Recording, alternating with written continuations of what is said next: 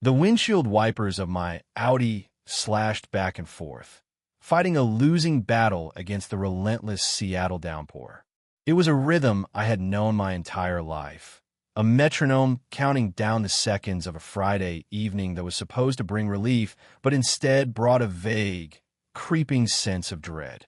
The gray sky pressed down on the city, heavy and suffocating, mirroring the pressure that had been building behind my temples all week.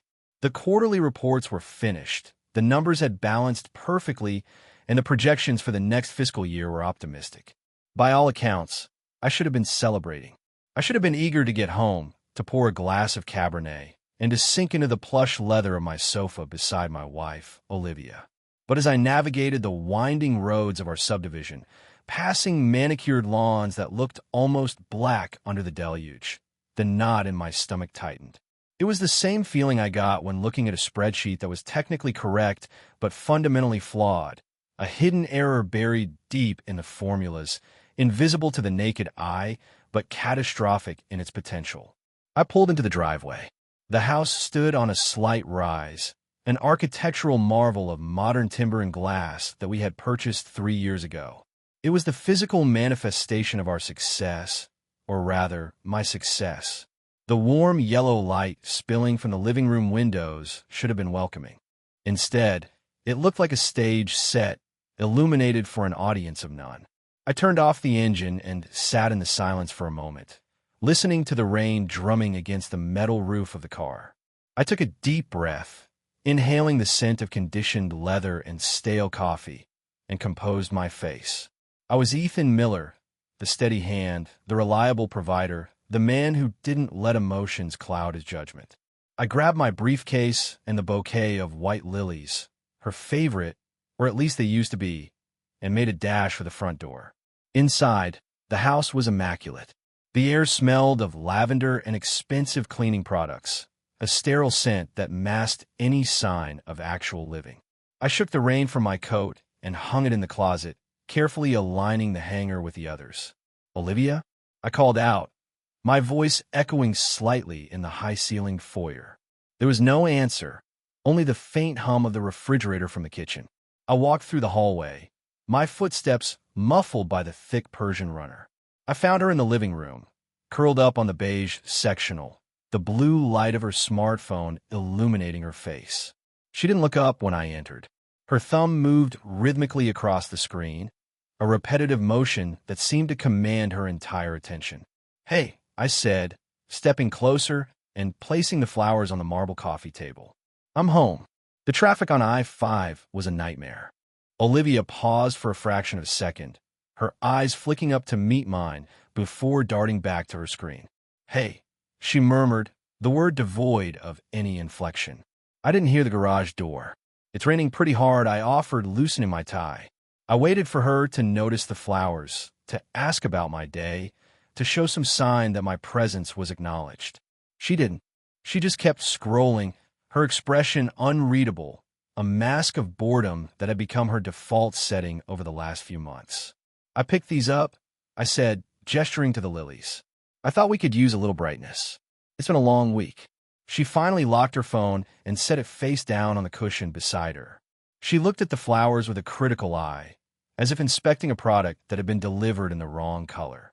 "Thanks, Ethan," she said, standing up and smoothing out her yoga pants. "I'll put them in water later." "Did you eat?" "No," I said, feeling the familiar chill settle in my chest. "I thought we could cook together. Maybe open that bottle of wine we've been saving. Celebrate the end of the quarter." She sighed, a small, sharp sound that cut through the quiet room. "I'm not really hungry. I had a late lunch with some friends. But there's leftover pasta in the fridge if you want it." I watched her walk toward the kitchen, her movements graceful but distant. She was beautiful, undeniably so.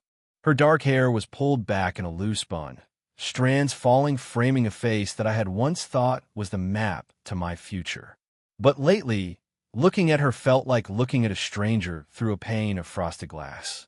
I could see the outline, the familiar shape, but the details were blurred, distorted. I followed her into the kitchen.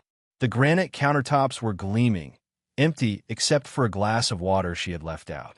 "I didn't want leftover pasta." I didn't want to eat alone at the island while she went back to her phone. I wanted a connection. I wanted to understand why the air in our house felt so thin, why every conversation felt like navigating a minefield. "Olivia," I said, leaning against the counter as she opened the fridge. "Talk to me. You've been distant all week. Is everything okay?" She didn't turn around. "I'm fine, Ethan. Just tired. Why does everything have to be a discussion with you? Can't we just have a quiet evening?" "We have quiet evenings every night," I replied, trying to keep the frustration out of my voice. "I feel like I'm living with a ghost. You're here, but you're not really here. Did something happen at work? Is it your mother again?" She slammed the fridge door shut, harder than necessary. When she turned to face me, her eyes were cold, flashing with an irritation that seemed disproportionate to the situation. "My mother is fine. Work is fine. Everything is fine, Ethan.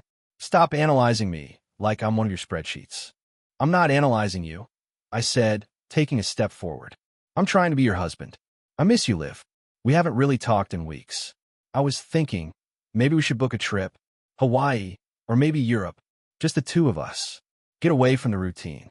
She laughed, but it wasn't a happy sound. It was dry, brittle. "A trip? You think a trip is going to fix this?" "Fix what?" I asked, my heart beginning to hammer against my ribs. "What is this?" "That's what I'm trying to find out. Tell me what's wrong so I can fix it." "That's your problem, Ethan," she spat, crossing her arms over her chest. "You think everything is a problem to be solved. You think if you just apply enough logic, enough money, enough planning, you can control everything. But you can't control how I feel. You can't budget for excitement." "Excitement?" I repeated, baffled. "Is that what this is about? You're bored? We have a great life, Olivia. We have security, we have plans." "Plans," she interrupted, her voice rising. "God, you are so predictable. Every day is the same. You wake up, you drink your coffee, you go to work, you come home, you talk about the market. It's suffocating. I'm 32 years old, and I feel like I'm living in a retirement home." The word stung, but I stood my ground. "I work hard to provide this life for us. I thought this was what we wanted. Stability. Stability is just another word for stagnation." She countered, stepping closer, her face twisted with a sudden, cruel animosity. "You don't get it. You never get it. You're so safe, Ethan. So painfully, terribly safe." "I'm sorry I'm not a thrill seeker," I said, my own temper beginning to fray. "I'm sorry I prioritize our future over momentary impulses. But I love you. Doesn't that count for anything?" She looked at me, then really looked at me, with a mixture of pity and disdain that froze the blood in my veins. The air in the kitchen seemed to vibrate with the tension. Outside, thunder rolled, a low growl that shook the window panes. "Love?" she scoffed. "You don't know what passion is. You think love is a contract. A partnership is a partnership." I insisted. "No," she shook her head. "It's supposed to be fire. It's supposed to be alive. And us? We're dead, Ethan. We've been dead for a long time." "That's not fair," I said. I try. I try in every way I know how, including—" I hesitated, lowering my voice, "including in the bedroom. I thought things were good. That was the trigger." I saw the change in her eyes instantly. The irritation morphed into something darker, something malicious. She wanted to hurt me. She wanted to shatter the composure I held so dear. She took a breath, her lips curling into a sneer that I didn't recognize. "Good?" She laughed, a harsh, barking sound. "You think things are good?" "Yes," I said, though my confidence was crumbling. She leaned in, her voice dropping to a whisper that was louder than any scream. "My God, Ethan, you are delusional. You want to know the truth? You want to know why I'm bored? Tell me." I challenged her, bracing myself. She looked me dead in the eye, and with a precision that felt rehearsed, she delivered the blow. "You were a pensioner in bed. Even Derek was better." The world stopped. For a moment, my brain refused to process the sentence. The words hung in the air between us, suspended in the sterile kitchen light. Pensioner in bed. That was the insult, the attack on my masculinity, the cruel jab at my reserved nature. But that wasn't the part that stopped my heart. Even Derek was better. Derek. The name echoed in the cavern of my mind, bouncing off the walls of my memories. Derek, my best friend since sophomore year of college. The man who had stood beside me at the altar, holding the rings. The man I played golf with on Sundays. The man who had sat at our dinner table 2 weeks ago, laughing at my jokes, eating my food, drinking my wine. I stared at her, my mouth slightly open. I waited for her to take it back. I waited for her to say she was just trying to hurt me, that she had picked a name at random because she knew it would sting the most. But she didn't. She stood there, her chest heaving slightly, her eyes defiant. And then a flicker of something else crossed her face. Regret? No, not regret. Fear. She realized she had said the quiet part out loud. She had played a card she wasn't supposed to reveal yet. Derek? I whispered. My voice sounded foreign, like it belonged to someone else, someone far away. Olivia blinked. She stepped back, her bravado faltering for a second. She wrapped her arms around herself, a defensive gesture. She started, then stopped. She clamped her mouth shut. You slept with Derek? I asked, the analytical part of my brain, trying to seize control, try to organize this data point into a logical framework. It didn't fit. It was an outlier that destroyed the entire model. It's not. She stammered, then regained her icy composure. She decided to double down. It doesn't matter, Ethan. The point is, I'm unhappy. I've been unhappy, and you were too blind to see it. She didn't deny it. She didn't say, no, of course not. I'm just angry. She justified it. A cold numbness started at my fingertips and spread up my arms. It wasn't anger. Anger is hot. Anger is volatile. This was something else. This was the absolute zero of emotional devastation. How long? I asked. My voice was steady, terrifyingly steady. I'm not doing this, she said, shaking her head. I'm not going to stand here and be interrogated. How long, Olivia? Stop it, she shouted. Just stop. This is exactly why. You're so rigid. You make me feel like I'm a child being scolded. She turned on her heel and marched out of the kitchen. I didn't follow her. I heard her footsteps on the stairs, then the slam of the bedroom door. The sound reverberated through the house, a final punctuation mark on the end of my life as I knew it. I stood in the kitchen for a long time. The refrigerator hummed. The rain lashed against the window. I looked at the granite countertop, focusing on a tiny, invisible speck of dust. My mind was racing, replaying thousands of interactions over the last few years. Derek's smile, the way he looked at Olivia at the barbecue last month, the way Olivia laughed a little too hard at his stories, the late nights at the office, the business trips. It all clicked into place with a sickening clarity. It wasn't a sudden mistake. It was a pattern. I moved mechanically. I walked to the sink and turned on the tap. I washed the glass she had left on the counter. I dried it. I put it away. I needed to do something with my hands, something simple and solvable, because everything else was spiraling into chaos. I couldn't go upstairs. The bedroom was no longer mine. It was enemy territory. I walked into the living room, but the plush sofa now seemed repulsive. I couldn't sit where she had been sitting. I needed a neutral ground. I went to my home office on the ground floor. This was my sanctuary. Rows of books, my monitors, my leather chair. I closed the door and locked it. It was a symbolic gesture. The lock was flimsy, but I needed to feel contained. I sat down at my desk and stared at the blank screen of my computer. The shock was beginning to wear off, replaced by a dull, throbbing ache. Derek, my best friend. The betrayal was two-pronged, a pincer movement designed to crush me. Pensioner in bed. The phrase replayed in my mind. It was designed to emasculate, to make me feel small and weak, to make me feel like I was the problem. And for a second, I believed it. Maybe I was boring. Maybe I had neglected her needs. But then I remembered the finances. I'm a financial analyst. I deal in facts. I deal in audit trails. If there was an affair, there was a trail. Passion leaves footprints, usually expensive ones. I woke up my computer. The glow of the screens illuminated the dark room. I didn't turn on the overhead lights. I preferred the shadows right now. I needed to know the scope of it. Was it a one-time mistake? A drunken lapse in judgment? Or was it sustained? The reference to Derek was better implied comparison. It implied multiple instances. I navigated to our shared phone provider's website. I had the login. I paid the bills. My fingers flew across the keyboard, typing the password automatically. I pulled up the call logs for the last 6 months. I filtered by Derek's number. The screen filled with data. My breath hitched. Hundreds of calls. Hours of talk time. Calls at 10 a.m. on Tuesdays when I was in meetings. Calls at 11 p.m. when I was asleep or traveling. Texts. Thousands of texts. I felt a wave of nausea, but I pushed it down. This was data. Data doesn't hurt. Data informs. I checked the credit card statements. The joint account. I saw charges for restaurants I hadn't been to in years. A bistro in downtown Seattle. A lunch spot near Derek's office.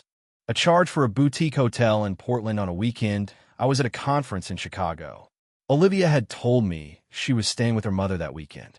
The timeline was undeniable. This had been going on for at least 8 months. Maybe longer.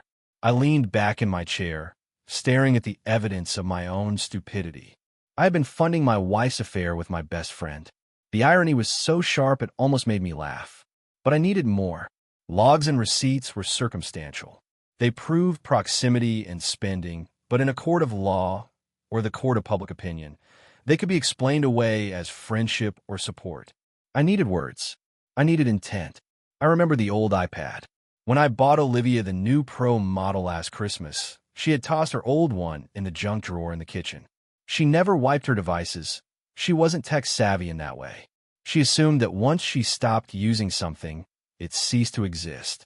I unlocked the office door and walked quietly back to the kitchen. The house was silent.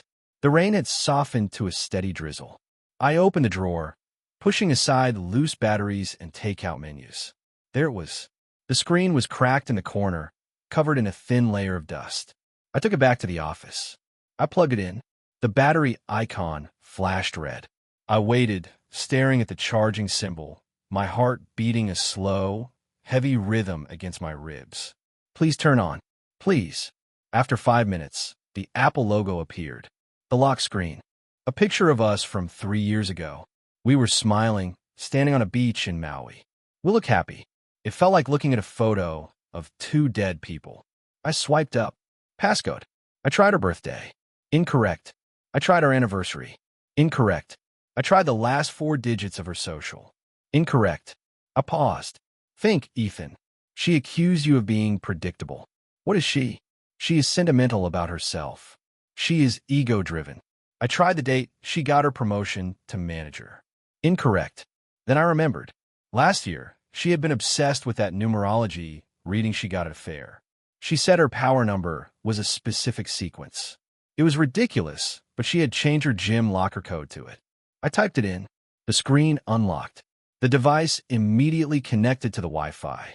Notifications started to pour in, a cascade of dings and buzzes that I quickly silenced.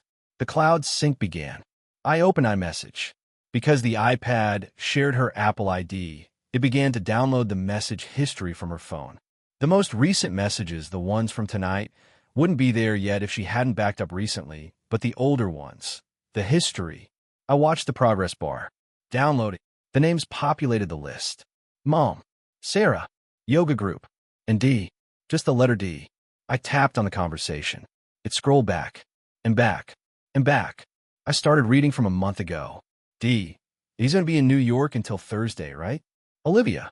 Yes. The flight leaves at 6 a.m. I'll come over around 8. I can't wait. D. Bring that blue dress. The one I like. My stomach turned. It was visceral. Reading it was different than suspecting it. It was a violation. But I forced myself to continue. I needed to see the dynamic. I scrolled to a week ago. Olivia. I can't stand it anymore. He's so dull. He sat there for an hour talking about interest rates. I wanted to scream. D, just hold on, Liv. We need to be smart about this. Olivia. I don't want to be smart. I want out. I want us. D, we can't just leave. Not yet. You know the situation with his bonus. If you leave now, you get half of what he has now.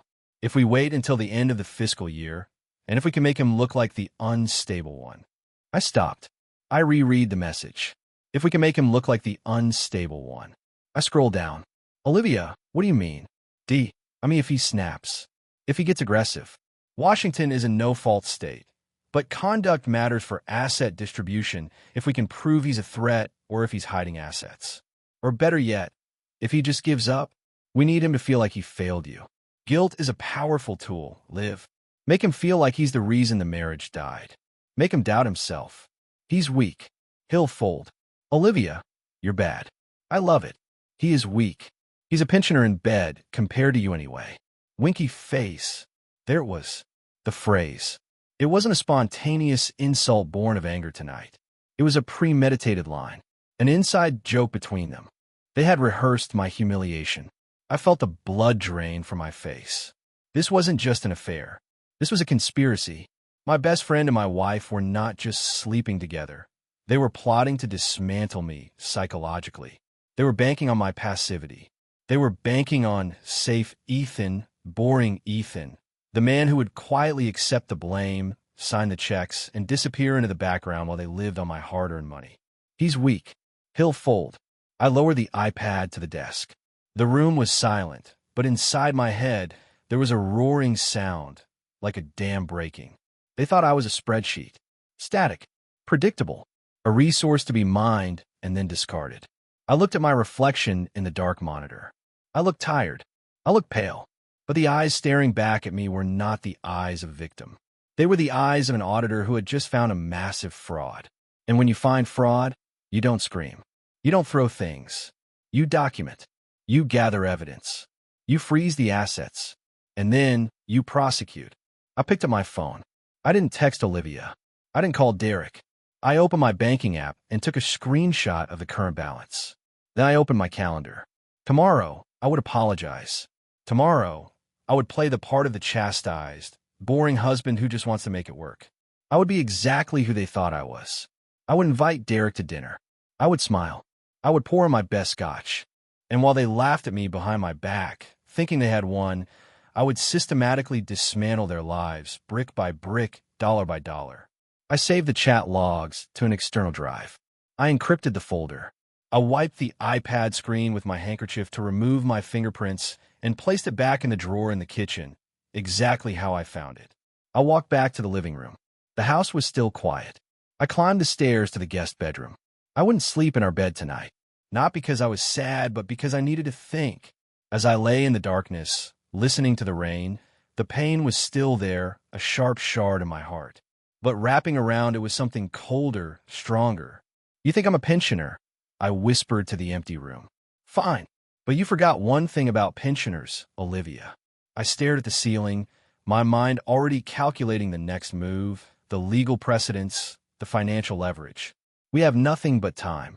I closed my eyes. The game had begun, and they didn't even know they were playing. The morning sun did not break through the clouds.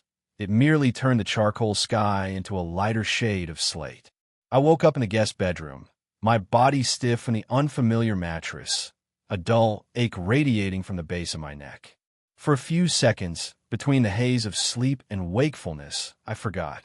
I reached out instinctively to the other side of the bed, expecting the warmth of another body, but my hand met only cold, crisp sheets. Then, the memory of the previous night crashed down on me like a physical weight. The rain, the argument, the phrase, pensioner in bed, the iPad, the messages. I lay there, staring at the pristine white ceiling, breathing in the scent of unused linens. My life, as I had known it 12 hours ago, was over. The man who had walked through the front door with lilies was gone, replaced by someone colder, someone sharper.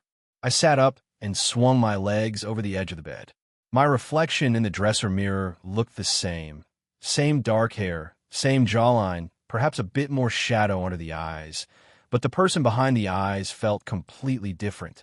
I felt like a hollowed-out structure, a building where the facade remained perfect while the interior had been gutted by fire. I checked my phone. No messages from Olivia.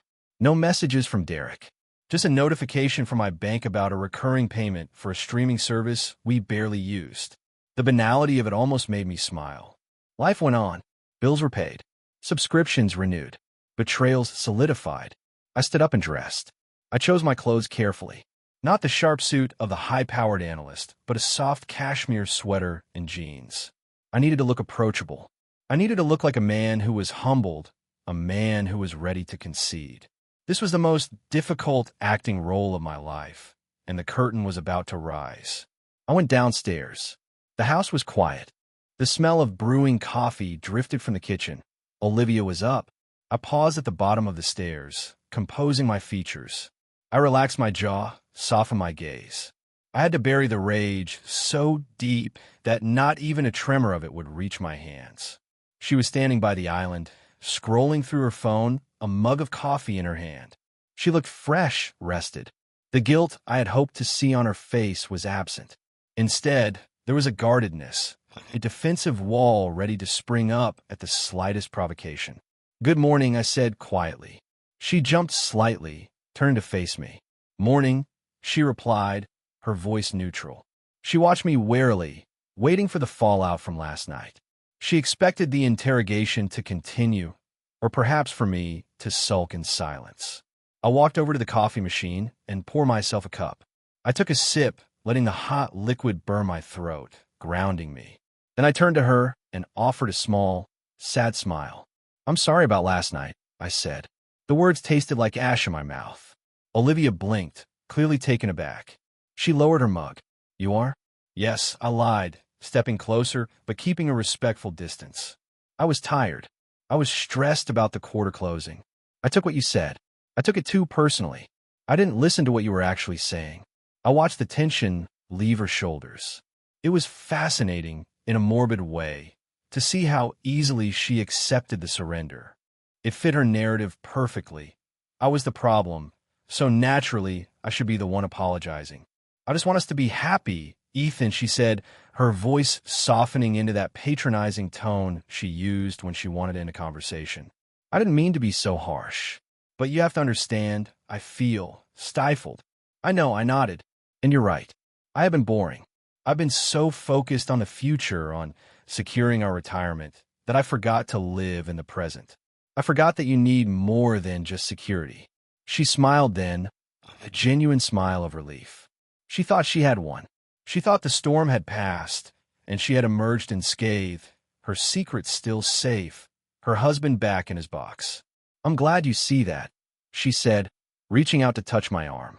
Her touch, once the anchor of my life, now felt like a brand.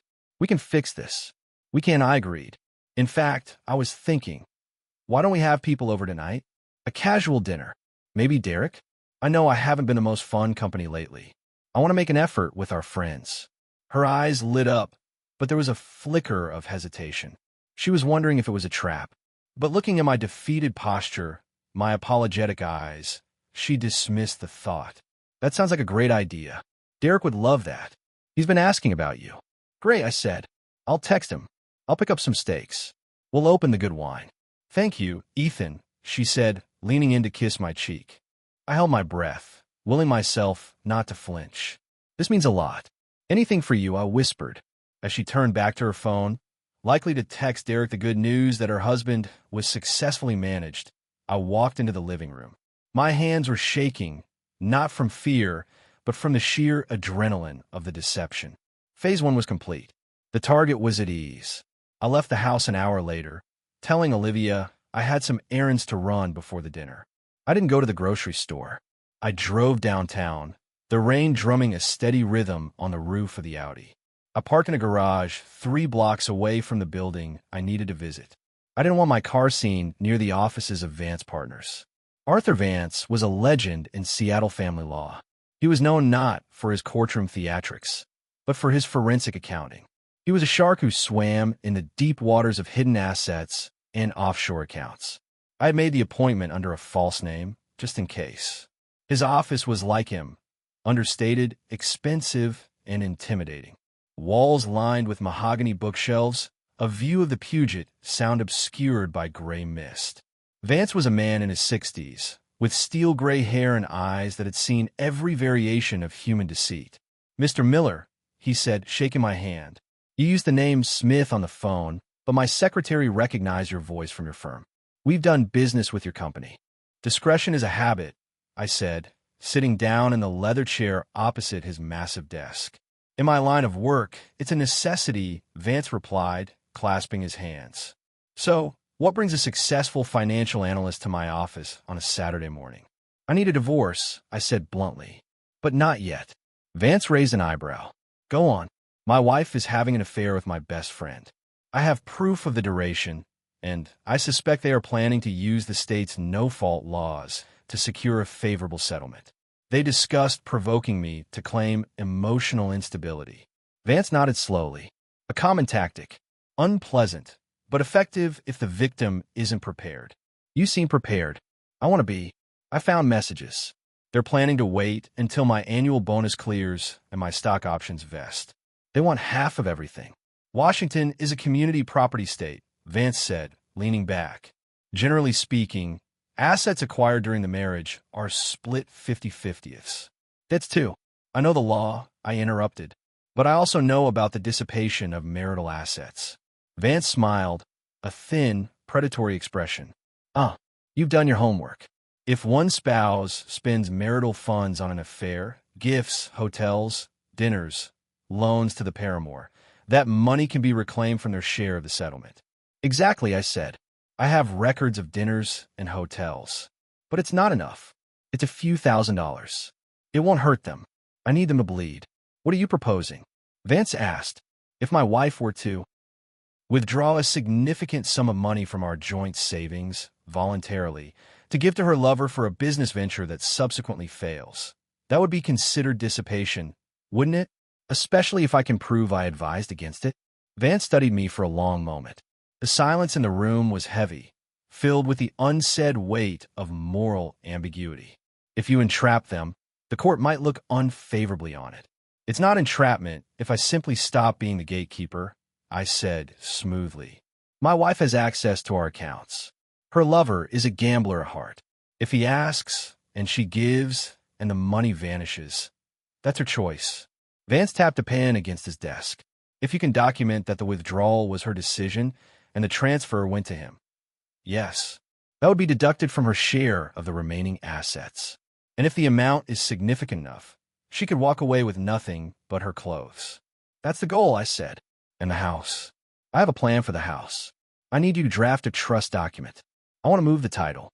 She signed a power of attorney 3 years ago when I was traveling for business. It's still valid. Mr. Miller, Vance warned, transferring assets in anticipation of divorce can be seen as fraudulent conveyance. Not if the beneficiary is a charity, I countered, and not if the transfer happens before any divorce papers are filed. I'm simply estate planning. If she doesn't read what I ask her to sign later to ratify it, well, she's always complained that financial paperwork bores her. Vance let out a short, dry chuckle. You are a dangerous man, Mr. Miller. Very well. We will draft the trust. But you must be careful. One slip, one moment of anger where you reveal your hand, and this all falls apart. I won't slip, I promised. I'm a pensioner, remember? I have all the patience in the world. I left the office with a lighter step. The plan was no longer just an idea. It was a legal strategy. I drove to a gourmet market and bought 3 dry-aged ribeyes. Expensive meat for a sacrificial meal. When I got home, the house was buzzing with a nervous energy. Olivia was cleaning, arranging cushions, checking her reflection in every mirror. She wanted to look perfect for Derek. It made my stomach turn, but I forced myself to whistle a cheerful tune as I unpacked the groceries. Did you get the wine? She asked, coming into the kitchen. 2 bottles of the 15 Cabernet, I said. And the steaks look incredible. Derek said he'll be here at 7, she said, trying to sound casual. Perfect. I went to my office. I just need to finish up some work before he gets here. Okay, just don't be in there all night, she chided gently. Be present. I will, I said. I sat at my desk and opened my laptop. I wasn't working. I was setting the bait. I opened a trading platform I use for high-risk, speculative assets, crypto, futures, volatile penny stocks, things I usually avoided.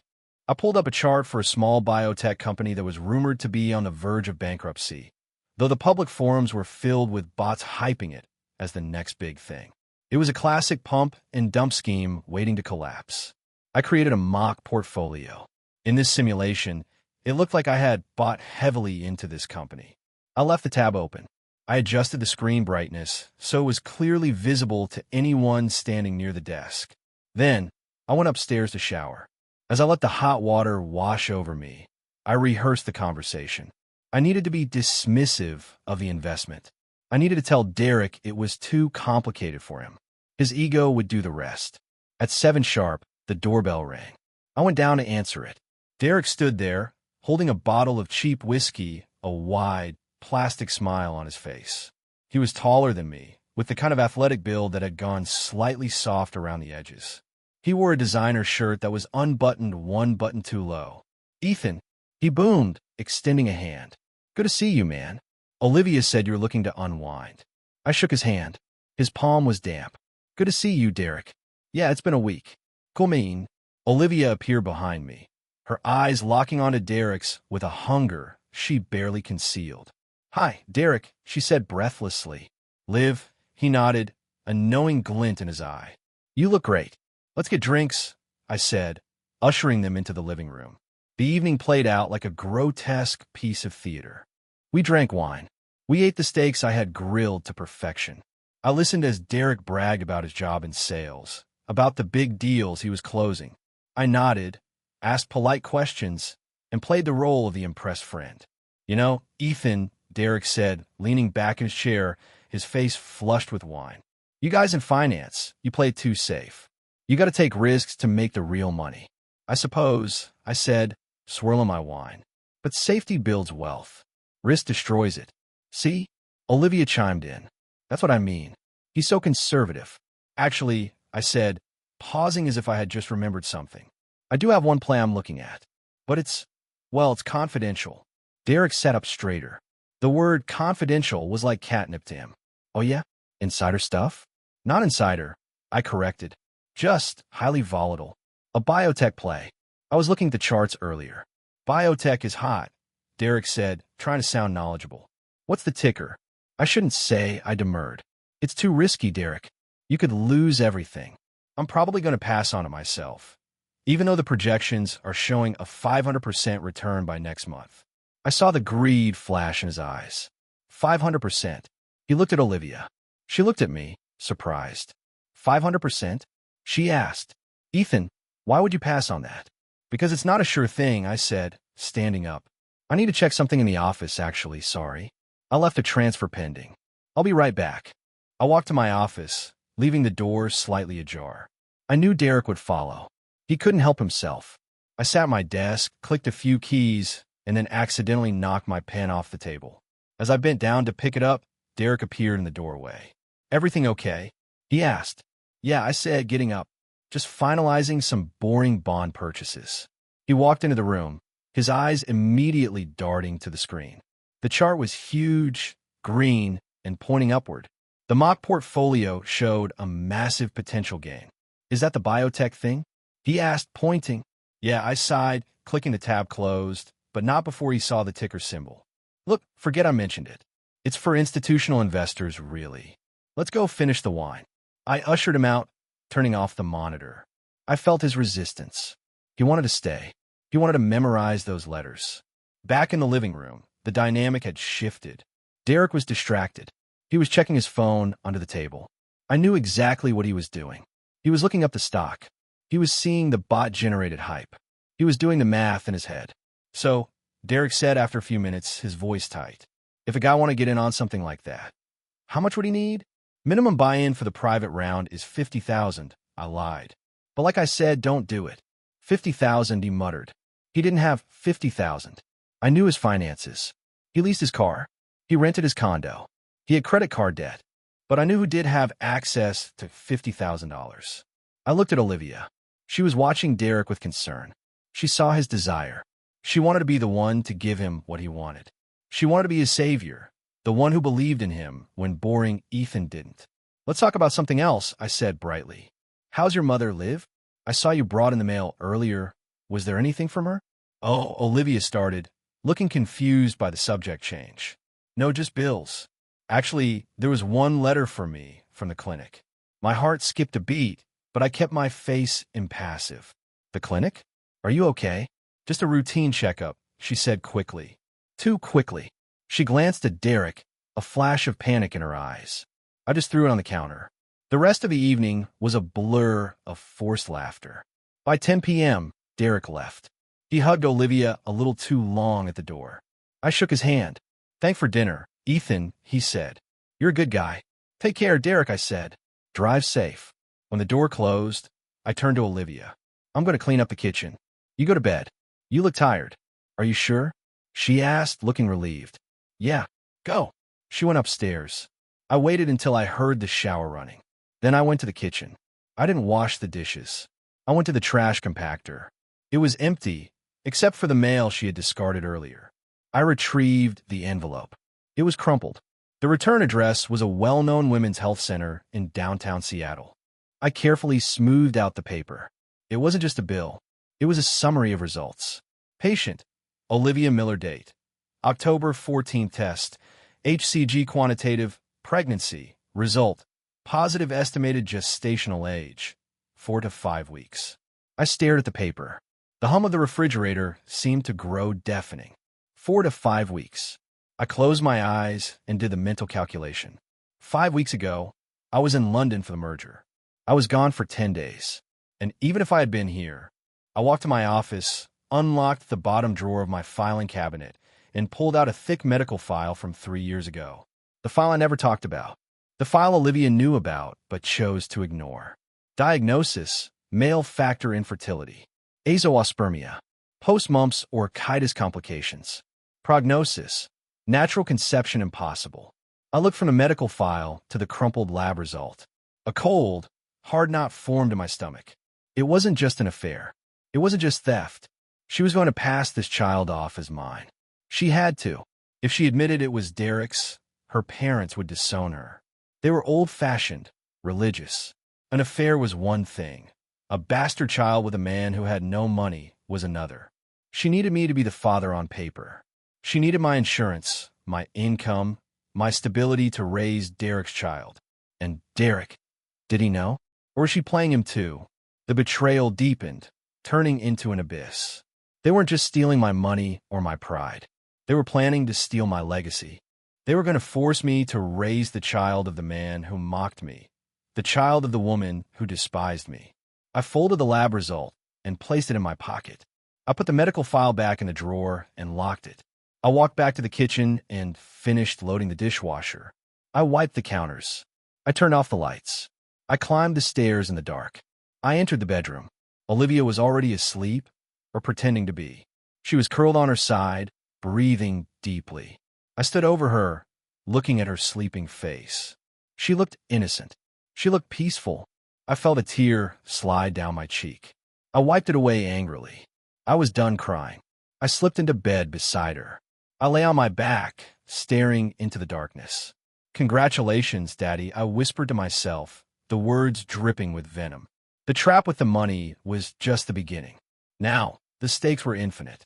I wouldn't just bankrupt them. I would let them build their house of cards, let them believe they had pulled off the perfect crime, let them welcome this child into the world thinking they had secured their future. And then, when there was no turning back, I would pull the foundation out from under them. I closed my eyes, and for the first time in days, I slept soundly. I had a plan, and the devil himself couldn't have drafted a better one. The following days moved with the sluggish, suffocating viscosity of a nightmare disguised as a daydream. To the outside observer, the Miller household was a beacon of suburban prosperity and rekindled romance. The neighbors saw the delivery trucks arriving with crates of vintage wine. They saw the florist bringing in arrangements of white hydrangeas and eucalyptus. They saw me, the dutiful husband, standing on the porch, directing the caterers for our upcoming 5th anniversary party. What they didn't see was the rot beneath the floorboards. They didn't see that every smile I offered my wife was a calculation, every gentle touch a strategic maneuver in a war she didn't even know was being fought. I had become an actor in my own life, performing for an audience of one. The role of the oblivious, doting husband was surprisingly easy to slip back into. It was, after all, the role I had played sincerely for 5 years. The only difference was that now, the script was mine. Wednesday brought a break in the rain, the sun piercing through the cloud cover with a blinding, deceptive brilliance. I stayed home from the office, claiming I needed to oversee the preparations for the party. In reality, I was setting the stage for the final act of entrapment. The house, usually my sanctuary, felt like a complex machine I was rewiring turning its safety features off one by one. I sat at the kitchen island. A spread of financial documents fanned out before me. Olivia was pacing in the living room, her phone clutched in her hand like a lifeline. I knew who was on the other end of those frantic texts. Derek, the bait I had planted, the sure-thing biotech stock, was working its way through his system like a slow-acting poison. Greed is a powerful motivator, but desperation is stronger. Derek was desperate. He saw a shortcut to the life he felt he deserved, the life I had earned, and he was terrified of missing the window. Ethan, Olivia said, walking into the kitchen. She tried to sound casual, but her voice was tight, the pitch slightly higher than normal. Are you busy? Just reviewing some trust adjustments, I said, not looking up from the paperwork. Boring stuff. Protecting our assets. Why? She hesitated, pouring herself a glass of water at the sink. Her back was to me. I watched the tension in her shoulders. I was talking to Derek earlier. He sounded really down. Oh, I turned a page, feigning mild interest. We're trouble? Yeah. And he mentioned that investment opportunity you told him about. The biotech one. She turned around, leaning against the counter, the glass trembling slightly in her hand. He feels like he missed out. He said he scraped together some money, but he doesn't know how to get in. I looked at her over the rim of my reading glasses. The audacity was breathtaking.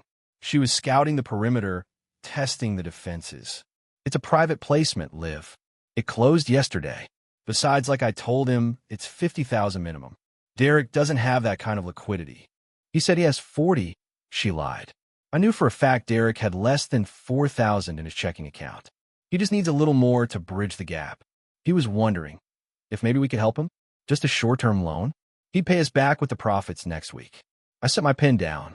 The silence stretched, heavy and thick. You want me to lend Derek money to gamble on a volatile stock I told him to avoid? It's not gambling if you said it was a sure thing. She countered, her eyes pleading. Come on, Ethan. He's your best friend. He's the best man at our wedding. He's struggling, and we have so much. It feels selfish not to help. Selfish. The word hung in the air. The woman who was carrying his child, who was planning to divorce me and take half my net worth, was calling me selfish. I can't do it. Liv, I said, injecting a tone of regret into my voice. All our liquid cash is tied up in the anniversary party and the quarterly tax payments. The only thing accessible is the emergency savings, and you know my rule about that. We don't touch the principal, right? She said, her face falling. The rule. However, I added, throwing the line into the water, I do have to run to the city for a meeting with the caterer about the wine pairing. I'll be gone for about 3 hours. If he finds the money somewhere else, tell him good luck. I stood up, gathered my keys, and kissed her on the forehead. Don't worry about Derek. He's a survivor. I'll see you at 6. I walked out the door, got into my Audi, and drove away. But I didn't go to the city. I drove 2 streets over, parked in a cul-de-sac, and pulled out my tablet. I had installed a comprehensive security system in the house 6 months ago.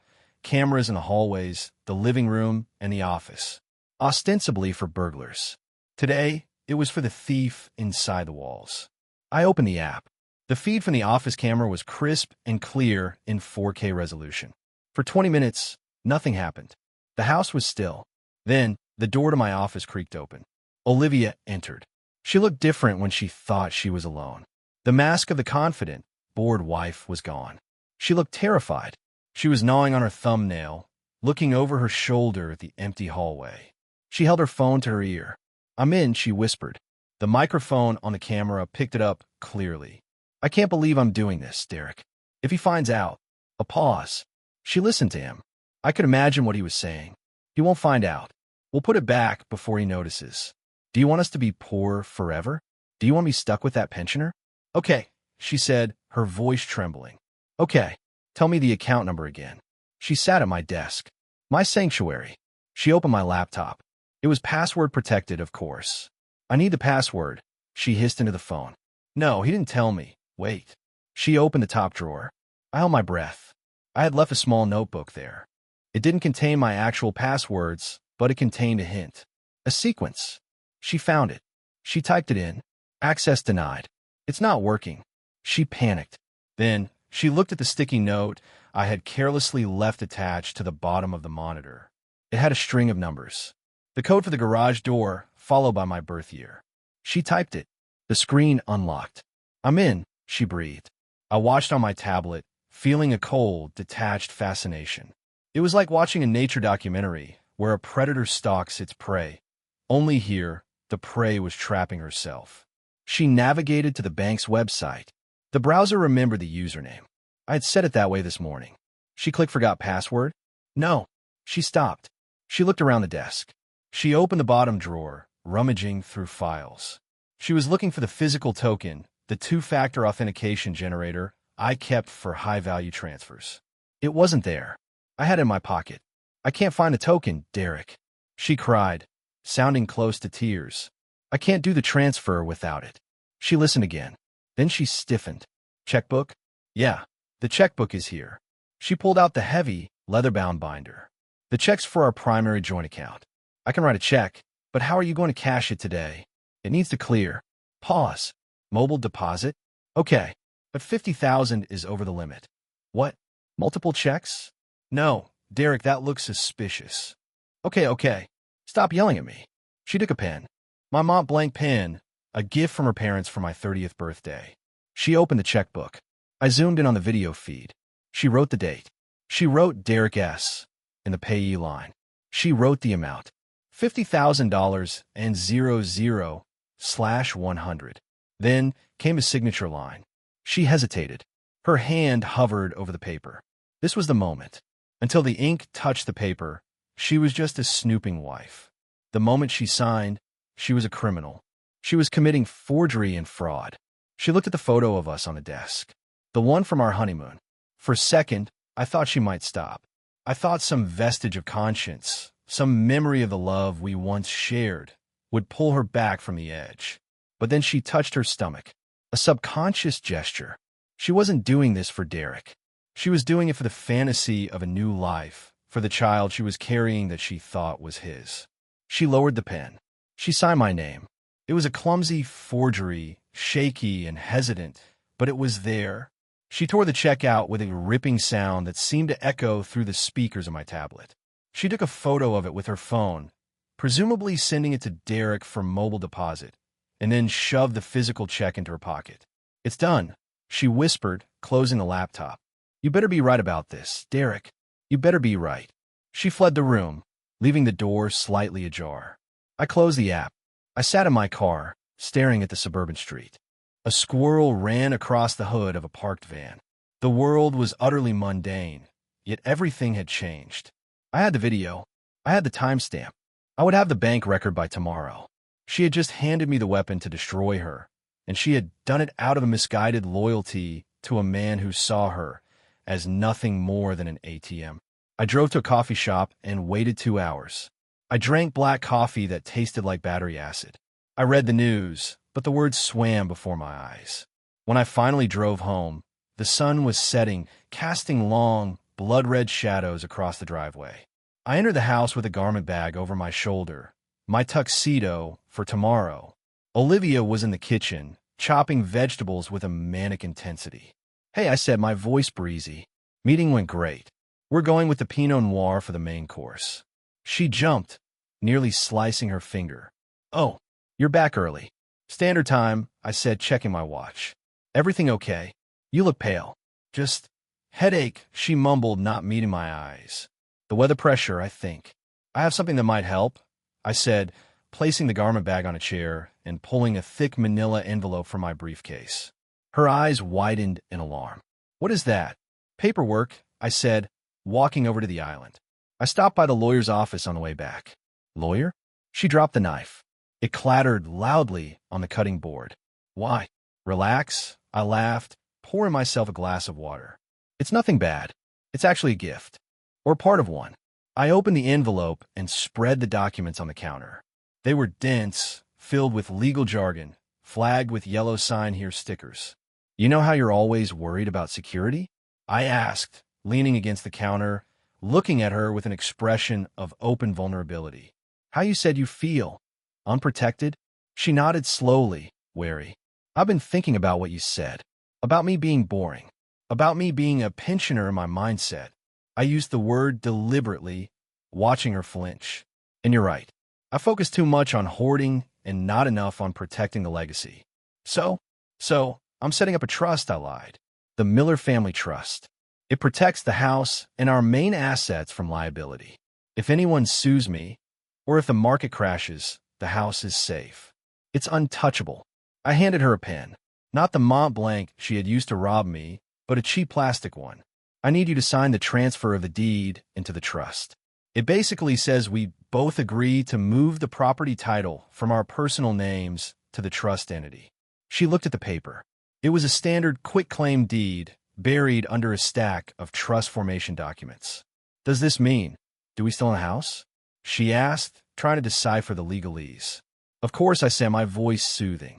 We're the trustees. It just changes the label.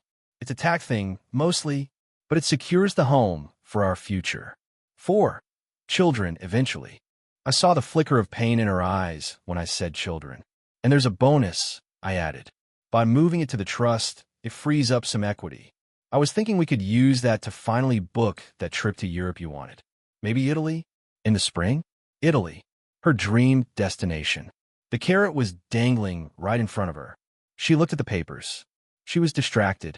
Her mind was on the $50,000 she had just stolen. She was terrified I would check the bank account.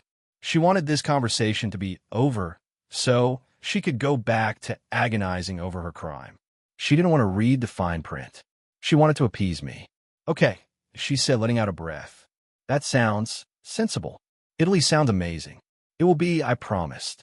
Just sign by the yellow tabs. She signed. She signed away her rights to the house. She didn't notice that the beneficiary of the trust wasn't the Miller family. It was a separate entity I had formed, the Orion Foundation, controlled solely by me, with a specific clause that removed any beneficiary rights in the event of a marital dissolution triggered by infidelity. It was an aggressive legal trap, one that might be contested in court, but coupled with the fraud she committed earlier today, she wouldn't stand a chance. Done, she said, capping the pen. Perfect, I said, gathering the papers and sliding them back into the envelope. I'll file these tomorrow morning before the party. We're safe now, Liv. The house is safe. Good, she whispered. I'm going to take a shower, I said. You should relax. You've had a busy day. I walked upstairs, the envelope heavy in my hand. It felt like I was carrying a loaded gun. That night, lying in bed, the distance between us felt infinite. The rain had returned, drumming against the skylight. I could hear her breathing, shallow and uneven. She was awake. Ethan? She whispered into the dark. Yeah? Do you ever feel like things are changing too fast? I turned my head to look at her silhouette. What do you mean? I don't know. Just life. We get older. We make choices. This was it. The moment of grace. The universe was giving her one last off-ramp. If she confessed now, if she told me about the baby, about Derek, about the money, I wouldn't forgive her, but I might have mercy. I might not destroy her completely. I might just divorce her and walk away. We do make choices, I agreed softly, but we can always correct them. Honesty fixes a lot of things, Olivia. Is there anything you want to tell me? Anything at all? I waited. My heart hammered against my ribs. Tell me, I screamed internally. Tell me, and save yourself. The silence stretched for 10 seconds. 20. No, she said finally, her voice flat. Just thinking about the party. It's going to be a big night. Yes, I said, turning back to the ceiling, my eyes adjusting to the dark until I could see the cracks in the paint that no one else noticed. It's going to be unforgettable. She had chosen. She had doubled down on the lie. She had stolen from me. She had betrayed me with my friend. She was planning to pass off another man's child as mine. And now, given a direct opening, she lied to my face. The last vestige of guilt I felt about the trap evaporated. I wasn't trapping a wife. I was trapping a parasite. The next morning, the day of the anniversary, broke with a violently gray sky. The house became a hive of activity. Caterers arrived in white vans, carrying silver trays and crates of champagne. A string quartet was setting up in the corner of the living room. I moved through the chaos like a general inspecting the troops. I checked the lighting. I checked the sound system. I checked the projector connected to my laptop. Derek arrived early, ostensibly to help set up, but I knew he was there to confer with Olivia. I watched them from the kitchen doorway. They stood in the foyer, whispering. Derek looked agitated. He was checking his phone constantly, watching the stock ticker, no doubt. The stock that I knew because I had engineered the fake news feed he was seeing on the exclusive portal link I gave him was showing a massive, artificial spike. He thought he had just made $20,000 in a few hours. He looked at me and grinned, giving me a thumbs up, a conspiratorial gesture. He thought we were both winning. "Ethan," he called out, walking over. "Happy anniversary, man." "Thanks, Derek," I said, shaking his hand. His grip was sweaty. "Big night," he said, winking. 5 years. That's a milestone. It is, I agreed. Most marriages don't survive the 5-year itch. But we're different, right? Absolutely, he laughed. You guys are rock solid. I have a little surprise for the toast later, I said, lowering my voice. A presentation. A trip down memory lane. Sounds touching, Derek said. Olivia loves that sentimental stuff. She does, I said. I think you'll find it interesting too, Derek. You're in a lot of the photos. You've been such a big part of our lives. Hey, that's what friends are for, he said, puffing out his chest. I walked away before I vomited. By 7 p.m., the house was full. 50 guests. Friends, colleagues, Olivia's parents. Robert and Martha were stern, traditional people who had always liked me because I was sensible. They were drinking champagne, looking around the house with approval. You've done well, Ethan, Robert said, clapping me on the shoulder. This house, this party. You take good care of my daughter. I try my best, Robert, I said. Tonight is all about honesty. It's about showing everyone the reality of our life. Good man, he nodded. I saw Olivia across the room. She was wearing a red dress, the one Derek liked. She was laughing, holding a flute of champagne, which I noticed she wasn't drinking, only holding. She looked radiant. She looked like the woman I had fallen in love with. It was a beautiful, shimmering mirage. I checked my pocket. The USB drive was there. The clicker for the projector was there. The string quartet finished a waltz. The chatter in the room reached a crescendo. It was time. I walked to the front of the room, near the fireplace where the projection screen had been set up. I tapped a spoon against my glass. The sharp ding-ding-ding cut through the noise. Everyone, I raised my voice, smiling a smile that didn't reach my eyes. If I could have your attention for a moment. The room hushed. Faces turned toward me. Expectant. Happy. Thank you all for coming, I began. 5 years ago, I stood in front of many of you and promised to love, honor, and cherish Olivia. I promised to provide for her and protect her. I looked at Olivia.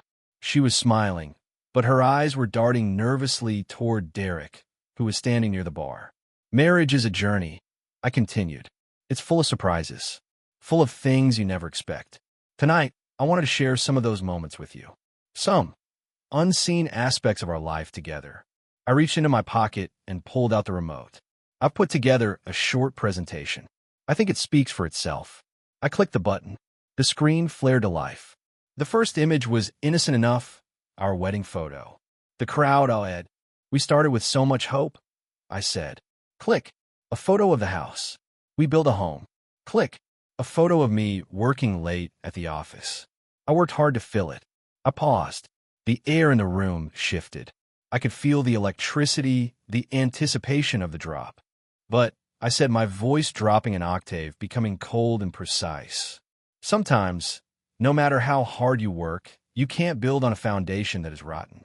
I looked directly at Derek. His smile faltered. I looked at Olivia. Her face went slack. I believe in transparency, I said. I believe that the truth, no matter how ugly, is the only thing that matters. I thumbed the remote. The next slide wasn't a photo. It was a screenshot, a bank transfer receipt, followed by a text message thread. The room was silent. The cage was locked. The gold paint was peeling, and the monsters were about to be exposed to the light. Let me tell you a story, I said, about a pensioner and a thief. The silence that descended upon the room was not the hush of anticipation, but the heavy, suffocating stillness of a vacuum. It was the kind of silence where you could hear the carbonation sizzling in champagne glasses and the nervous shifting of weight on expensive hardwood floors. 50 faces stared at me. Some were confused, tilting their heads as if trying to decipher a complex riddle. Others, the more intuitive ones, already wore expressions of dawning horror, sensing that the atmosphere had shifted from celebration to execution. I stood by the fireplace, the remote control cool and smooth in my palm. It felt less like a piece of technology and more like a detonator. Behind me, the projection screen glowed with the stark white light of the title slide, The Truth. The font was simple, black, sans serif. Professional. Cold. "You look confused," I said, my voice steady, projecting easily to the back of the room without the need for a microphone. "You expected a montage of vacations? A slideshow of our trip to Maui? Photos of us smiling at Gallus?" I paused, letting my gaze drift over the crowd, landing briefly on Olivia's parents, Robert and Martha. They looked petrified, clutching their crystal flutes like shields. "We have those photos, but they are not the story. They are the cover art. The story is what happens when the camera stops clicking." I looked at Olivia. She hadn't moved. She was frozen in her red dress, her hand gripping the back of a velvet armchair. Her face had drained of all color, leaving her makeup standing out in stark, artificial contrast. She knew, somewhere deep in her lizard brain, the survival instinct was screaming, but she was paralyzed by the sheer audacity of the moment.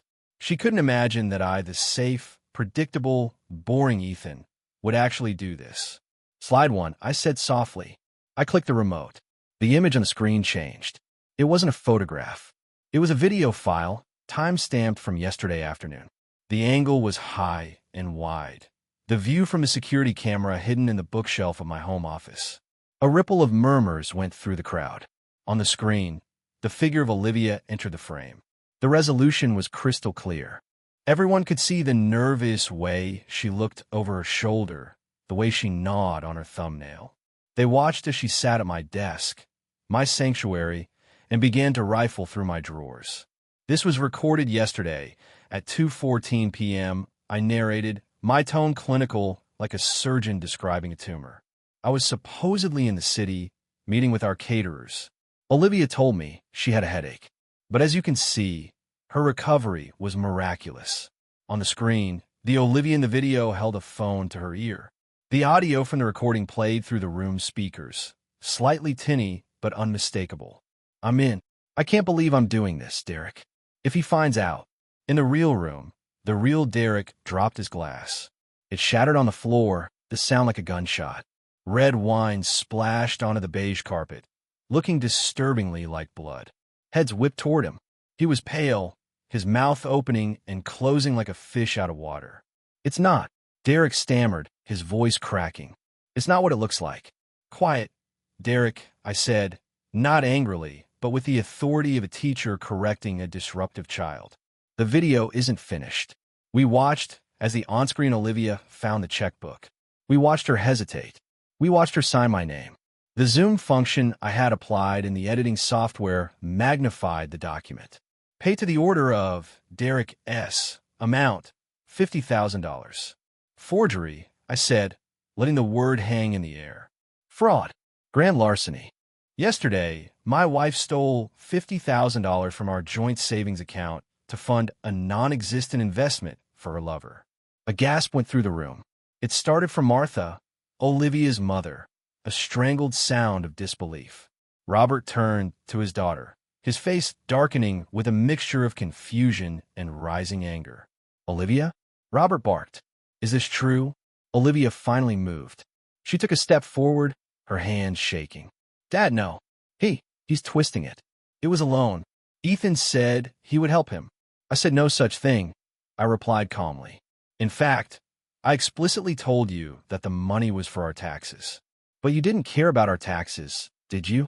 You cared about him." I clicked the remote again. The screen went black for a second, then populated with a series of screenshots. These were the text messages. I had curated them carefully. I didn't choose the ones that were merely romantic, that would garner sympathy.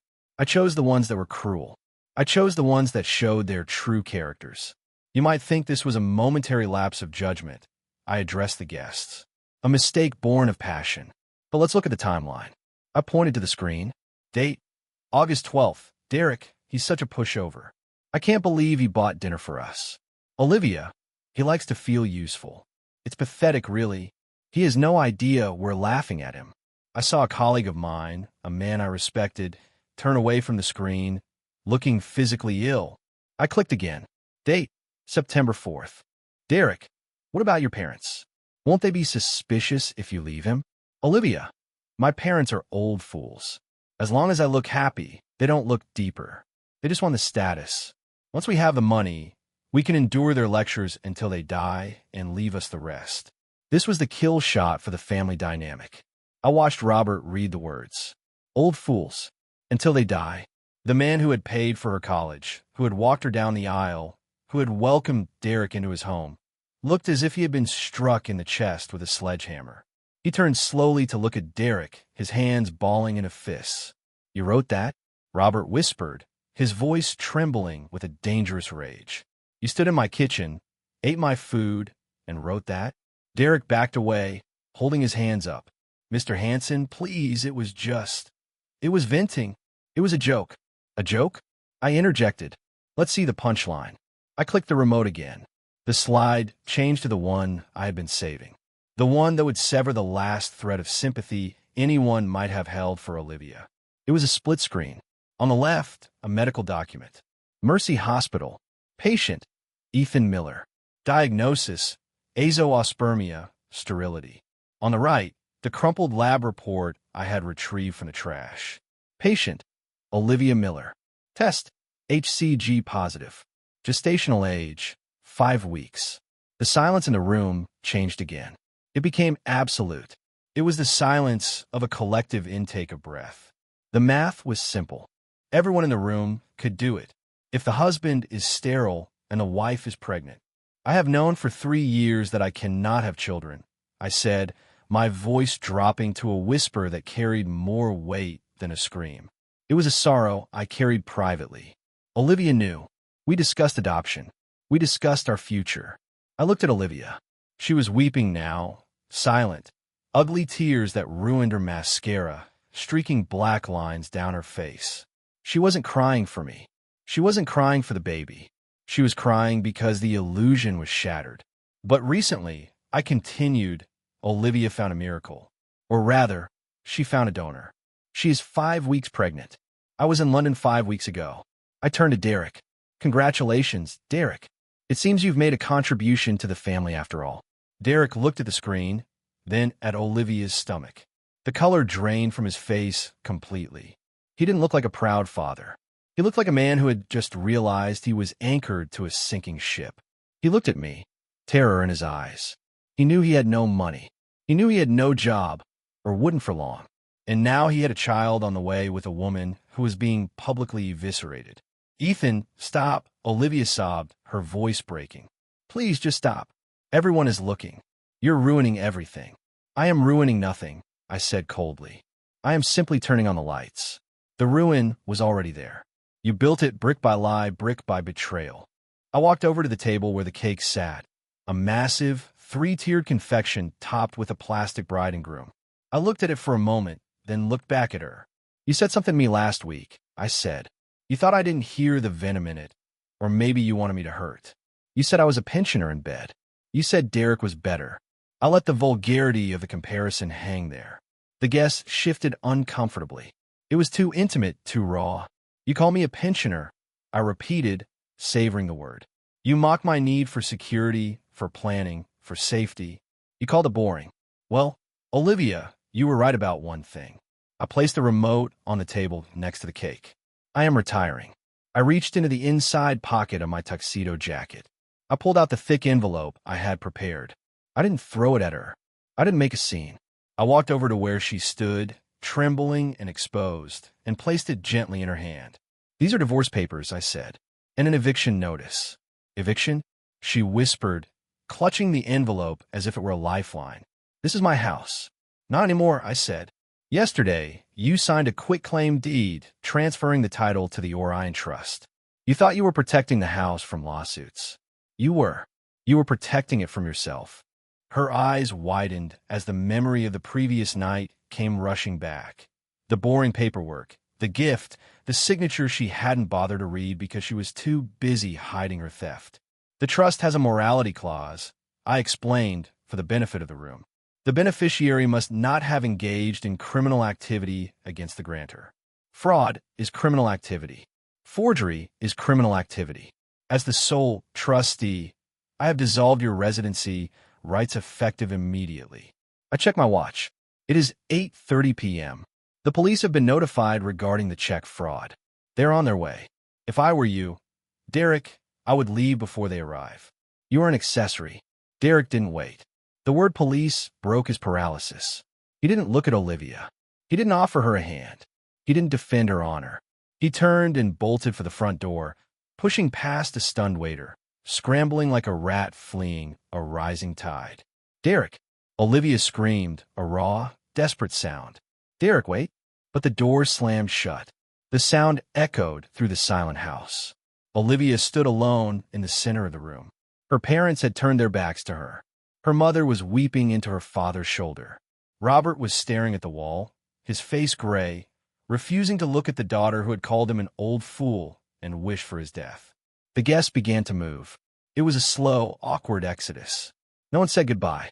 No one thanked the host. They simply set down their glasses, collected their coats, and left. They couldn't get out fast enough. The air in the room was toxic. Within 10 minutes, the house was empty of spectators.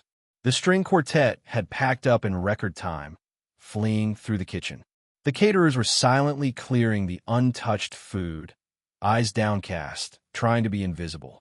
Only Olivia, her parents, and I remained. Olivia sank onto the sofa, the beige sectional where she had sat a week ago, ignoring me.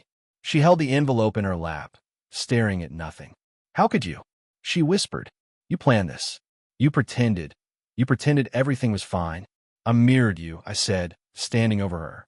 I gave you exactly what you gave me. A facade. You pretended to be a wife while you were sleeping with my friend. I pretended to be a fool while I was documenting your crimes. It seems I am the better actor. You're a monster, she spat, looking up at me with tear-filled eyes. You destroyed my life. You destroyed it yourself, I corrected her. I just didn't catch you when you jumped. Robert turned around then. He walked over to the sofa. He didn't sit next to her. He stood looking down at her, his face hard. We are leaving, Olivia, he said. His voice was hoarse. Dad, she cried, reaching out for him. Dad, please, I have nowhere to go. Derek, he left. I can't. You have the trust fund from your grandmother, Robert said coldly. It should be enough for a small apartment. But you are not coming to our house. Not tonight. Not after what I read. Dad, I didn't mean it. She wailed. It was just talk. I was angry. You wished us dead. Martha spoke up, her voice trembling with hurt. You called us fools. You want our money? Well, you'll have to wait until we're dead, just like you said. Until then, don't call us. Martha took her husband's arm. They walked to the door. Robert paused, his hand on the knob. He looked back at me.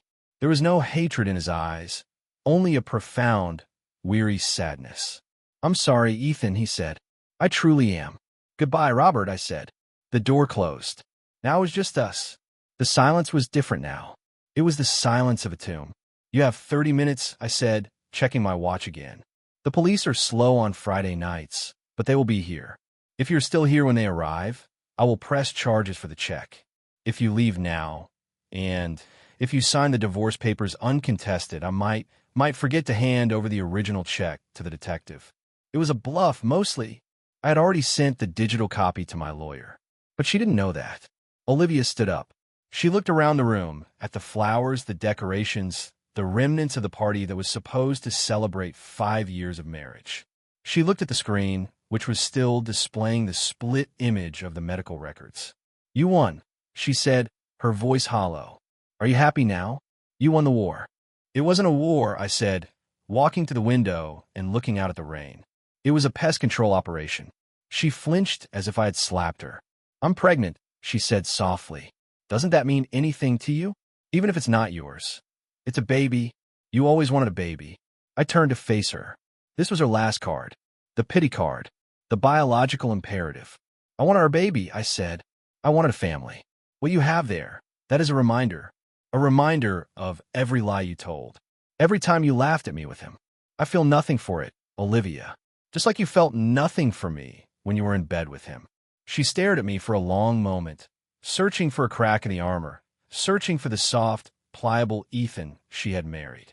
But that man was gone. He had died the moment she called him a pensioner. She turned and walked to the stairs. I heard her go up. I heard the sound of a suitcase being dragged across the floor. I heard drawers opening and closing. I went into the kitchen and poured myself a glass of wine.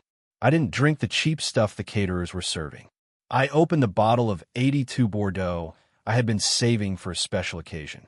I stood by the island, sipping the wine. It was rich, complex, with notes of oak and dark fruit. It tasted like victory, but it also tasted like ash. 20 minutes later, Olivia came down.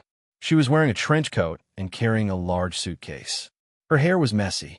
Her eyes were red and swollen. She looked like a refugee from a war zone. She stopped at the door. "Where will I go?" she asked. "I don't know," I said. "Maybe Derek has a couch.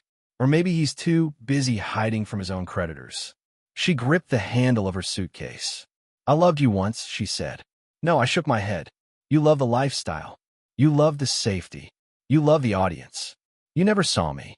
You only saw what I could provide." "That's not true," she whispered. "Go," I said, before I changed my mind about the police. She opened the door. The wind and rain swept in, blowing wet leaves into the foyer. She stepped out into the darkness. She didn't look back. I walked to the door and closed it. I locked the deadbolt. I engaged the security system. The house was quiet. The only sound was the hum of the refrigerator and the ticking of the grandfather clock in the hall. I walked back into the living room. The projector was still on. I unplugged it. The screen went dark. I looked at the mess, the broken glass, the spilled wine, the abandoned cake. Tomorrow, I would hire a cleaning crew. Tomorrow, I would call the real estate agent to list the house. I couldn't live here anymore. It was tainted. But for tonight, I was the master of my domain. I sat down on the single armchair facing the fireplace. I was alone. I had no wife. I had no best friend. My social circle had just been incinerated. I took another sip of wine. People think revenge is sweet. It's not. It's cold. It's hard. It's a heavy stone you carry up a mountain, only to drop it on the heads of those below. It doesn't fix what was broken. I was still betrayed. I was still sterile. I was still starting over at 34. But as I looked around the empty room, I realized something. The knot in my stomach, the one that had been there for months, the one that tightened every time she looked at her phone, every time she came home late, was gone. The anxiety was gone. The doubt was gone. I was alone, yes, but I was no longer a fool. I pulled my phone from my pocket. I had one more message to send. I opened my contact list. I found the number for the HR director at Derek's company. I had met her at a conference last year. I attached the file, the police report number for the fraud investigation involving their employee, and the text messages where Derek discussed using company expense accounts for personal travel, another little nugget I'd found in the chats. Subject: ethics violation/internal audit. I hesitated for a fraction of a second. Was it overkill? Was it kicking a man when he was down? I remembered the text. He's a pensioner in bed. I pressed send. I put the phone down. Pensioners need to sleep, I said aloud to the empty room. I finished the wine, turned off the lights, and walked upstairs. For the first time in a week, I didn't go to the guest room. I went to the master bedroom. I stripped the bed. I threw the sheets she had slept in, into the corner. I pulled fresh linens from the closet, crisp and white. I remade the bed, smoothing the corners with military precision. I lay down in the center of the mattress. It was huge. It was empty. I closed my eyes and listened to the rain. It wasn't a mournful sound anymore. It was a cleansing one, washing away the filth, washing away the lies. I fell asleep instantly, a dreamless, deep sleep of the just. The next morning, the sun would rise. It would be a new day, a quiet day, a boring day, and it would be absolutely perfect. 3 months. It is said that it takes approximately 90 days for the human body to replace the majority of its red blood cells. In a biological sense, the blood that courses through my veins today is not the same blood that boiled with rage the night I stood before the projection screen. I am, quite literally, a different man. I stood on the balcony of my new apartment, a sleek, glass-walled unit on the 42nd floor of a high-rise in downtown Seattle. The view was a stark contrast to the suburban sprawl of my previous life. Here, the city was a grid of light and motion, a living organism of steel and concrete. Below, the traffic on the I-5 was a river of white and red lights, flowing endlessly. The silence up here was different, too. It wasn't the heavy, suffocating silence of a house filled with secrets. It was the crisp, detached silence of altitude. The wind whipped at my coat, carrying the scent of salt water from the Puget Sound. I took a sip of my espresso, the ceramic warming my hands. It was Saturday morning.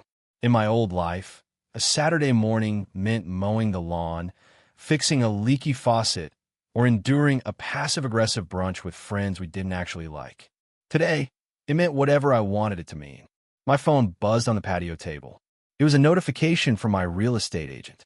Subject, 1420 Evergreen Terrace, sold message. Ethan, the escrow closed this morning. The wire transfer should hit your account by noon. Congratulations. I looked at the message without emotion. The house, the physical manifestation of my 5-year marriage, the place where I had planned to raise children, the place where my best friend had betrayed me, was gone. It was just a number in a bank account now. A very large number, thanks to the market upswing, but just digits on a screen. I didn't feel sad. I felt efficient. I went inside, sliding the heavy glass door shut, sealing out the wind. The apartment was sparsely furnished. I had hired a decorator, a woman named Claire with sharp glasses and an even sharper eye for minimalism. No clutter, I had told her. I want clean lines. I want nothing that hides anything. She had given me Italian leather, chrome, and abstract art. It was cold, perhaps, but it was honest. I sat at my dining table, a slab of dark walnut, and opened my laptop. It was time for the final administrative task of the week, the divorce decree. The legal battle had been shorter and bloodier than anyone expected. Olivia had tried to fight, of course. Panic makes people irrational. In the weeks following the anniversary party, she had hired a lawyer, a man who specialized in emotional distress cases. They had threatened to sue me for public humiliation, for defamation, for recording her without consent. But Arthur Vance, my shark of an attorney, had dismantled them with the precision of a surgeon. I recalled the deposition, which had taken place 2 weeks ago. It was the last time I saw Olivia. We sat in a conference room with a view of the Space Needle. The air conditioning was humming too loudly. Olivia sat on the opposite side of the long mahogany table. She looked diminished. That was the only word for it. The vibrancy she used to carry, that arrogant spark in her eyes, was extinguished. She wore a coat that looked a size too big, likely to hide the growing swell of her stomach. Her hair, usually perfectly styled, was pulled back in a severe, messy bun. She wouldn't look at me. Mr. Miller, her lawyer, had blustered, adjusting his tie. My client asserts that the trust transfer was signed under duress. She claims she was misled about the nature of the document. Vance didn't even look up from his files. He simply slid a piece of paper across the table. This is an affidavit from the notary public who witnessed the signature, Vance said, his voice like gravel.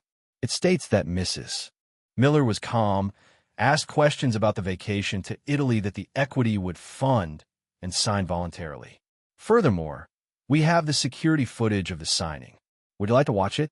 It clearly shows my client explaining the document while your client is more interested in checking her phone for messages from Mr. Derek Stevens.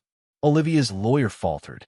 Regardless, the prenuptial agreement regarding the infidelity clause is draconian, and the dissipation of assets is a matter of criminal record, Vance interrupted. We have the police report regarding the check fraud. $50,000, stolen and transferred to a third party. My client has graciously agreed not to press criminal charges, which would result in a felony conviction and likely jail time for your pregnant client, provided she agrees to the settlement terms as written. If you push for alimony, we push for prosecution. The room had gone deadly silent. I watched Olivia. She was trembling. She looked at her lawyer, silently begging him to find a loophole, a magic word that would undo her choices. But there are no magic words in contract law. There's only what you signed and what you stole. Sign it, Liv, I had said. It was the first time I had spoken. She looked up then. Her eyes were rimmed with red. You're enjoying this, she whispered. You're stripping me of everything. I am stripping you of what is mine, I corrected. You can keep what is yours. The debts you incurred on your personal credit cards. The car lease in your name. And, of course, the consequences of your relationship with Derek. He's gone, she said, her voice breaking. You knew he would leave. You destroyed his career. He destroyed his own career, I said. I merely forwarded his own communications to his employer. If he hadn't been embezzling expense funds to pay for your hotel rooms, he might still have a job. Integrity is a currency, Olivia. He was bankrupt long before I got involved. She stared at me, searching for the man who used to bring her coffee in bed, the man who used to apologize when she was in a bad mood. But that man was a fiction she had exploited until he ceased to exist. She picked up the pen. Her hand shook so badly she had to steady it with the other. She signed the decree.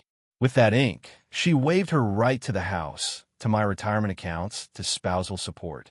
She walked away with a small lump sum payment, essentially go-away money that I had authorized just to speed up the process, and her personal effects. That was 2 weeks ago. Today, the judge had stamped the final order. I was a single man. I closed the laptop. It was done. I decided to go for a walk. The rain had stopped, leaving the city washed clean and glistening. I put on my coat and took the elevator down. The lobby was quiet, smelling of fresh lilies, a scent that used to remind me of her, but now just smelled like flowers. I walked out onto the street. Seattle on a Saturday is a mix of tourists, tech workers, and shadows. I walked toward Pike Place Market. I liked the noise there. It was honest noise. Fishermen shouting, tourists gasping, the smell of fresh bread and fish. It was life, messy and loud. As I navigated the crowd, I saw a face I recognized. It was Marcus, a former colleague of Derek's. We had met at a few industry mixers. He tried to duck into a coffee shop when he saw me, but I was faster. Marcus, I said, stepping into his path. He flinched, looking nervous. Ethan. Hey, long time. How are things at the firm? I asked pleasantly. Oh, busy, crazy. He shifted his weight, looking over my shoulder. He didn't want to talk to me. I was the pariah, the man who had nuked his own social circle. But I was also the man who had one that commanded a certain terrified respect. I heard about Derek, I said. Unfortunate. Marcus let out a nervous laugh. Yeah, unfortunate. Look, Ethan, I didn't know about the stealing. None of us did. I know Marcus. If you had, you would have reported it, right? Right? Absolutely. Where is he now? I asked. I have some forwarded mail for him. A lie, but I was curious. Marcus lowered his voice. He moved back to Portland. Moved in with his sister. He's in a bad spot, man. The industry blacklisted him after the audit. Rumor is he's driving for a rideshare app. And he's got lawsuits piling up from the credit card companies. And the baby? I asked. Is he stepping up? Marcus shook his head. He's denying it's his. Says she. Well, he says she trapped him. He's refusing a paternity test until the court forces him. He blocked her number. I nodded. It was exactly what I had predicted. Rats don't co-parent. They scramble for the nearest exit. Thanks, Marcus, I said. Good to see you. I left him standing there and continued my walk. So, Derek was driving strangers around a car he probably couldn't afford to fix, hiding for process servers. It was a fitting purgatory. He had wanted the high life without the work. Now he had the work without the life. I walked down the steps to the waterfront. The great wheel was turning slowly against the gray sky. I stood by the railing, looking out at the ferry boats cutting through the dark water. Ethan? The voice was soft, hesitant. I didn't need to turn around to know who it was. The universe has a sense of irony that borders on the theatrical. I turned slowly. Olivia stood a few feet away. She wasn't wearing the designer trench coat she used to love. She was wearing a puffy, generic winter jacket that looked utilitarian and cheap. She wore flat shoes. Her face was fuller, the pregnancy now undeniable, softening the sharp angles of her cheekbones.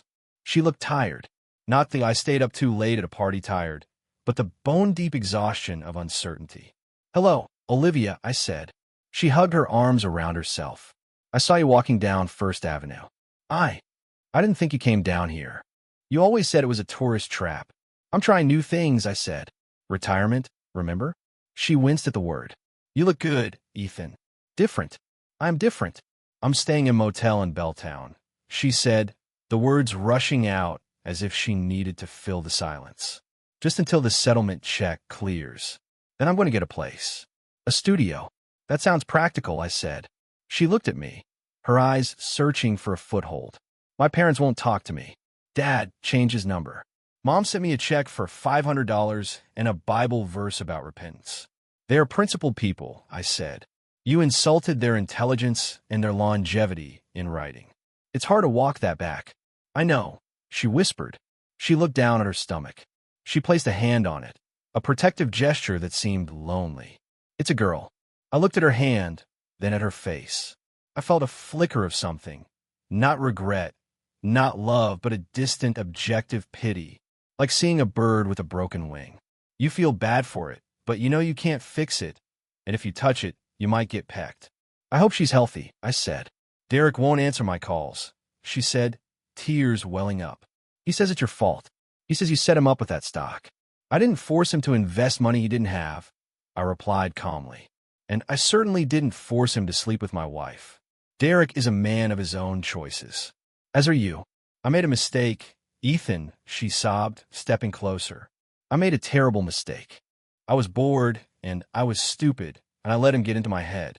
He made me feel like I was missing out. But I wasn't. I had everything. Yes, I said. You did. Can't we? She stopped, choking on the audacity of what she was about to ask, but desperation pushed her forward.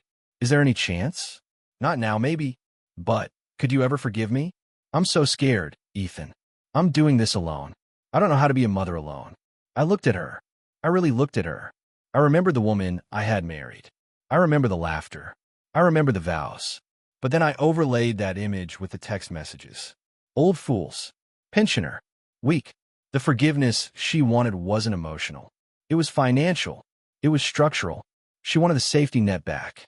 She wanted the boring husband to step in and fix the mess the exciting lover had made.